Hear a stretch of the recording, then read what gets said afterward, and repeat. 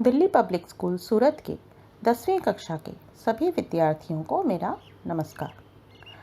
इस वीडियो के माध्यम से हम संचयन भाग 2 में संकलित पहली कहानी हरिहर काका का अध्ययन करेंगे। इस कहानी के लेखक हैं मिथिलेश्वर।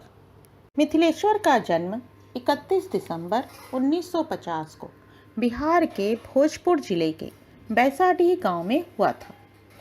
इन्होंने हिंदी में एमए और पीएचडी की शिक्षा प्राप्त करने के उपरांत अध्यापन कार्य को चुना। आरा के विश्वविद्यालय में रीडर के पद पर कार्यरत रहे। गांव में पले बढ़े मिथिलेश्वर ने ग्रामीण जीवन के विभिन्न अंतर विरोधों को उद्घाटित करने वाली कहानियां लिखीं, जो आज़ादी के बाद के ग्रामीण जीवन की भयावहता और जटिलता को दर्शाती हैं। इनकी प्रमुख कृतियों में बाबूजी, मेघना का निर्णय, हरिहर काका, चल खुसरो घर आपने आदि कहानी संग्रह हैं तथा झुनिया, युद्धस्थल, प्रेम न बाड़ी उपजे, अंत नहीं आदि उपन्यास हैं। इन्हें कई सम्मान भी प्रदान किए गए।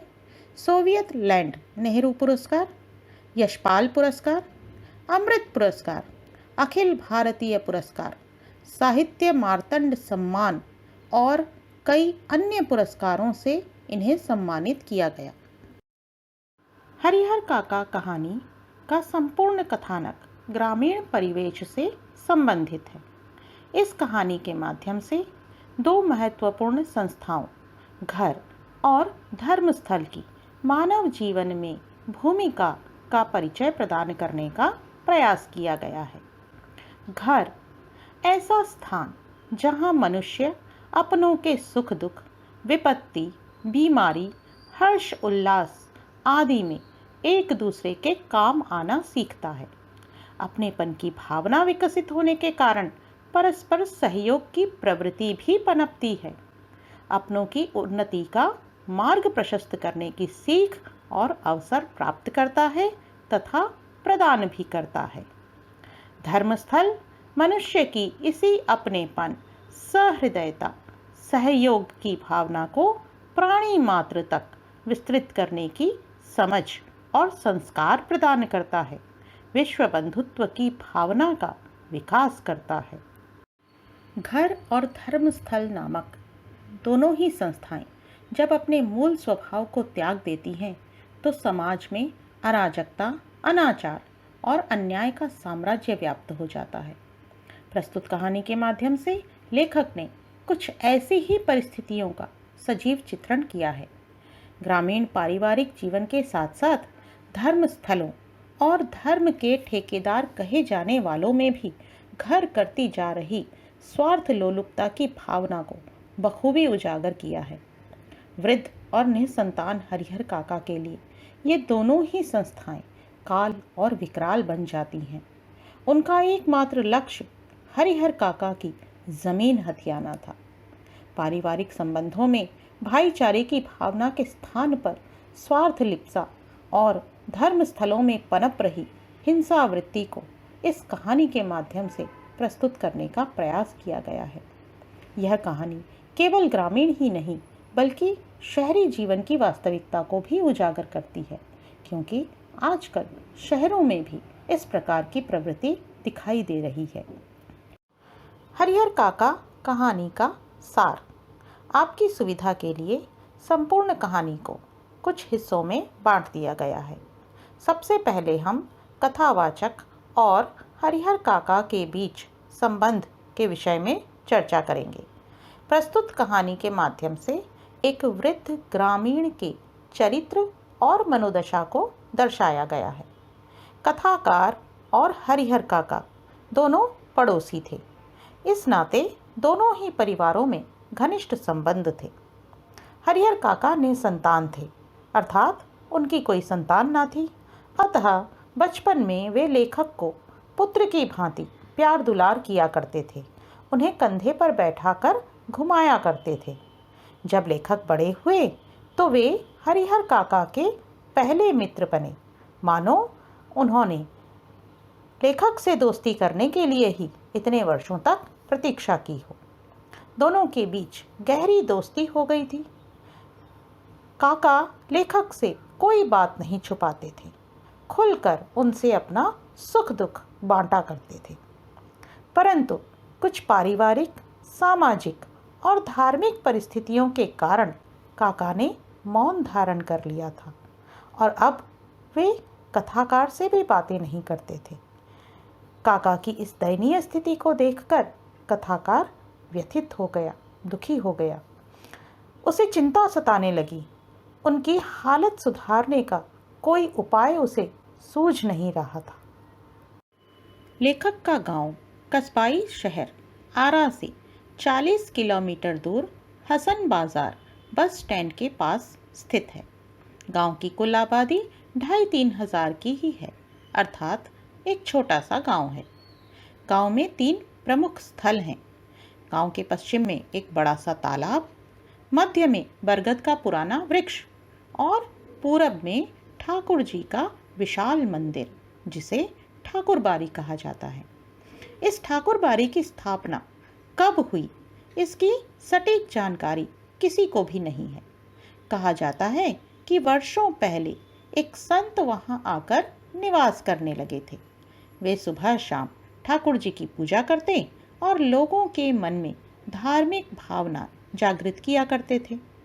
बाद में लोगों ने चंदा इकट्ठा कर एक छोटा सा मंदिर बनवा दिया और धीरे धीरे यही मंदिर विशाल ठाकुर बाड़ी में परिवर्तित हो गया। गांव के लोगों की ठाकुर बाड़ी के प्रति श्रद्धा बढ़ने लगी। वे अपने विभिन्न कार्यों की सफलता के लिए ठाकुर बाड़ी में मन्नत मांगते और कार्य पूर्ण होने पर पूरा श्रेय ठाकुर जी को देते और खूब चढ़ावा चढ़ाते।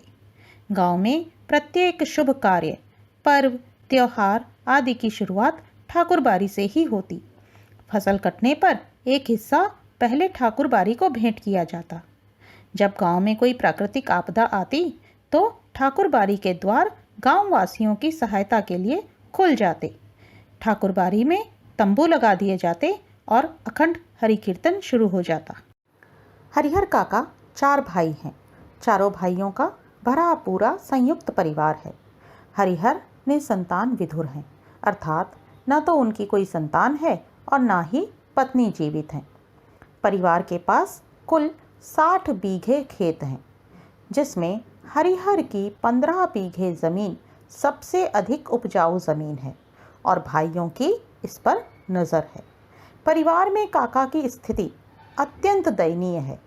उन्हें घर के बाहरी हिस्से में रखा गया है और बचा हुआ रूखा सूखा भोजन दिया जाता है। बीमार पड़ते हैं तब भी कोई हालचाल पूछने नहीं आता, कोई पानी तक देने नहीं आता। अकेले दालान में पड़े रहते हैं और अपनी दिवंगत अर्थात मृत पत्नियों को याद कर रोते रहते हैं। भाइयों के परिवार की इस बेरुखी के कारण परिवार के प्रति हरिहर का मोह धीरे धीरे समाप्त होने लगा। एक घटना का जिक्र यहाँ लेखक ने किया है। हरिहर लंबी बीमारी से उठे थे। उनका मन स्वादिष्ट भोजन के लिए बेचैन था। उसी समय शहर में नौकरी करने वाले भतीजे के दोस्त के स्वागत के उपलक्ष्य में घर में स्वादिष्ट पकवान बने थे। मन ही मन हरिहर ने भतीजे के दोस्त की सराहना की, परंतु हरिहर को कोई खाना तक पूछने नहीं आया। जब उन्होंने स्वयं जाकर खाने की मांग की तो उन्हें बासी और रूखा सूखा भोजन ही प्रदान किया गया। यह देखकर हरिहर काका अत्यंत क्रोधित हो गए और उन्होंने थाली उठाकर आंगन में फेंक दी। गुस्से में बड़बड़ाते हुए वे खलिहान की ओर चल दिए ताकि भाइयों से उनकी पत्नियों के इस व्यवहार की शिकायत कर सकें। भाइयों की ही तरह ठाकुर बाड़ी का महंत, जो अत्यंत लालची प्रवृत्ति का व्यक्ति था, काका की जमीन पाने हेतु लालायित था। जब उसे काका के घर में घटित घटना की जानकारी प्राप्त हुई तो उसने इस अवसर को हाथ से जाने देना उचित न समझा। उसने काका को खलिहान तक नहीं जाने दिया, रास्ते से ही ठाकुर बाड़ी में ले आया। ठाकुर बाड़ी में लाकर समझाने का प्रयास किया। सांसारिक रिश्तों के स्वार्थ की दुहाई दी। सांसारिक बंधनों को त्याग कर जमीन ठाकुर बारी के नाम लिख देने की हिदायत भी दी। उसने काका को एक रात ठाकुर बारी में ही रोक लिया और शाही अंदाज में उनकी खातिरदारी की गई। स्वादिष्ट व्यंजन परोसे गए, आरामदायक बिस्तर प्रदान किया गया और अपना शेष जीवन ठाकुर बारी में ही रहकर बिताने का आग्रह किया गया। यह प्रलोभन भी दिया गया कि मृत्यु के पश्चात उन्हें स्वर्ग की प्राप्ति होगी तथा संसार में उनका नाम अमर हो जाएगा। जब काका के भाइयों को वस्तु स्थिति का ज्ञान हुआ तो वे जमीन हाथ से निकल जाने के विचार से बेचैन हो गए। किसी प्रकार मिन्नतें कर, हाथ जोड़, पैर पकड़कर काका के भाई उन्हें अगले दिन घर ले आए। जमीन के प्रलोभन में घर के सभी सदस्यों ने काका से अपने व्यवहार के लिए क्षमा याचना की। घर के सदस्यों का व्यवहार अब पूरी तरह से बदल गया। सभी दिन रात काका की सेवा में लगे रहते। काका को अपनी रुचि व इच्छा के अनुसार भोजन मिलने लगा। काका इस परिवर्तन से अचंभित होने के साथ साथ प्रसन्न भी हुए। अब परिवार के प्रति पुनः अपनत्व का भाव उनके मन में जागृत हो गया। इस परिवर्तन का श्रेय वे महंत को देने लगी। मन ही मन महंत को धन्यवाद अर्पण किया। महंत के प्रति काका के मन में आदर और श्रद्धा के भाव बढ़ने लगे। काका के साथ घटित घटनाओं ने लोगों के समक्ष वास्तविकता उजागर कर दी थी। लोग समझ गए थे कि महंत और काका के सगे भाई केवल उनकी जमीन हासिल करना चाहते हैं। लोगों के बीच काका के प्रसंग को लेकर चर्चाएं शुरू हो गईं। काका को अपनी जमीन किसके नाम करनी चाहिए, इस विषय को लेकर गांव दो वर्गों में बंट गया। एक वर्ग ठाकुर बारी का समर्थक था और इस वर्ग में धार्मिक संस्कारों वाले लोग थे, तो कुछ चाटुकार किस्म के लोग भी थे जो किसी न किसी रूप से ठाकुर बारी से जुड़े हुए थे। ये लोग सुबह शाम प्रसाद के नाम पर ठाकुर बारी में जाकर स्वादिष्ट भोजन ग्रहण किया करते थे। इसलिए चाहते थे कि जमीन ठाकुर बारी को मिलनी चाहिए, जिससे वह राज्य की सबसे बड़ी ठाकुर बारी बन जाएगी। दूसरे वर्ग में प्रगतिशील विचारधारा वाले लोग थे और कुछ किसान थे। वे भाइयों के समर्थक थे, जमीन तथा रिश्तों की अहमियत जानते थे। साथ ही इनमें से कुछ लोगों के घर में हरिहर जैसे वृद्ध मौजूद थे, तो वे चाहते थे कि हरिहर के माध्यम से उन्हें भी प्रेरणा मिले। इस प्रकार दोनों ही वर्ग अपने अपने स्वार्थ के अनुसार अपनी राय प्रस्तुत कर रहे थे। लोगों के बीच अक्सर इस मुद्दे को लेकर बहस और लड़ाई झगड़े तक हो जाया करते थे। संपूर्ण गांव का माहौल तनावग्रस्त हो गया था। इसी बीच काका ने लेखक से इस विषय पर चर्चा की और निश्चय किया कि अपने जीते जी अपनी ज़मीन वे किसी के नाम नहीं लिखेंगे। उन्हें कुछ ऐसे लोग याद आए जिन्होंने अपने जीवन काल में ही अपनी ज़मीन अपने परिवार को दे दी थी और बाद में उनका जीवन दुखदाई और दूभर हो गया। वे दर दर की ठोकरें खाने को मजबूर हो गए थे। महंत के अनेक प्रयासों के बावजूद जब काका ने ज़मीन ठाकुर बारी के नाम करने का निर्णय नहीं लिया, तो महंत को लगा कि काका धर्म संकट में हैं। वे समझ नहीं पा रहे हैं कि ज़मीन ठाकुर बारी को दें या भाइयों के परिवार को दें। अतः उन्होंने काका का अपहरण कर ज़बरदस्ती ज़मीन हासिल करने का निश्चय किया। पूरी योजना बनाई गई, हथियार इकट्ठे किए गए और एक रात महंत ने अपने साथियों के साथ मिलकर हरिहर काका का अपहरण कर लिया। उन्हें ठाकुर बारी ले गए। ठाकुर बारी में काका को बहुत मारा पीटा गया और ज़बरदस्ती कागज़ों पर उनके अंगूठे के निशान ले लिए गए।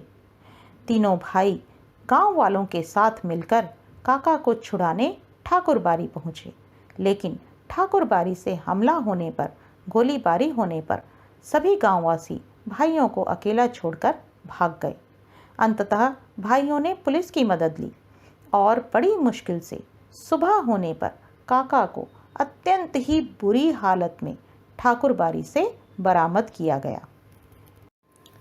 इस घटना से काका के मन में महंत के प्रति नफरत और घृणा भर गई। जब काका को बंधन मुक्त किया गया तो उन्होंने महंत तथा अन्य साधु संतों के खिलाफ अपने बयान लिखवाए। उन्होंने बताया कि महंत और उनके साथियों ने उन्हें बहुत मारा और बांधकर कमरे में बंद कर दिया तथा गुप्त दरवाजे से भाग गए। इस बार जब काका को घर वापस लाया गया तो उन्हें अतिरिक्त सुरक्षा के साथ घर के अंदर वाले कमरे में रखा गया। काका की सुरक्षा के लिए नाते रिश्तेदारों को भी बुला लिया गया। हथियार इकट्ठे कर लिए गए। सभी बारी बारी से रात को जागकर पहरा देने लगे। जमीन परिवार के नाम लिख देने के लिए भाइयों द्वारा काका पर दबाव डाला जाने लगा। उन्हें डराया धमकाया भी गया, परंतु काका अब वस्तु स्थिति को भली भांति जान चुके थे। उन्होंने ठान लिया था किसी भी परिस्थिति में अपनी जमीन किसी के नाम नहीं लिखेंगे, अन्यथा उनका जीवन नरक बन जाएगा। भाइयों को समझा दिया कि मृत्यु के पश्चात उनकी जमीन परिवार को ही मिलेगी, अतः लिखने की आवश्यकता नहीं है। एक रात भाइयों ने भी महंत की भांति काका पर आक्रमण कर दिया और उन्हें जमीन के कागजों पर अंगूठे के निशान लगाने को बाध्य करने लगे। इस स्थिति से हरिहर काका को गहरा आघात लगा। जो भाई रात दिन उनकी सुरक्षा में तैनात रहते थे, आज वही उनकी जान के दुश्मन बने खड़े थे। परंतु वे डरे या घबराए नहीं, बल्कि डटकर उनका सामना किया। अपनी रक्षा हेतु जोर जोर से चिल्लाने लगे। यह खबर तुरंत ही महंत तक पहुंच गई और महंत ने तत्परता दिखलाते हुए पुलिस को बुला लिया। पुलिस ने आकर हरिहर काका को अत्यंत ही बुरी हालत में घर से बरामद किया। इस घटना के पश्चात गांव का माहौल अत्यंत भयावह हो गया। तरह तरह की खबरें फैलने लगीं। लोग नया कुछ घटित होने की प्रतीक्षा और आशंका में जीने लगे। उधर गांव के नेताजी को जब हरिहर की जमीन के विषय में पता चला तो वे अपना स्वार्थ सिद्ध करने के लिए हरिहर की जमीन पर स्कूल खोलने का प्रस्ताव लेकर पहुंचे, परंतु उन्हें भी खाली हाथ ही वापस लौट जाना पड़ा। काका परिवार से अलग अकेले रहने लगे। पुलिस से जब काका ने सुरक्षा की मांग की तब महंत तथा भाइयों ने गुप्त रूप से अपनी अपनी तरफ से प्रयास कर सुरक्षा के प्रबंध करवा दिए। काका ने मौन धारण कर लिया है, किसी से कुछ कहते नहीं हैं, मानो अब उनके पास कहने को कुछ बचा ही ना हो। एक टक आसमान को निहारते रहते हैं। उनका नौकर और पहरा देने वाले पुलिस के जवान उनकी संपत्ति पर ऐश कर रहे हैं, स्वादिष्ट भोजन ग्रहण कर रहे हैं और काका अपनी जिंदगी के शेष दिन गिन रहे हैं।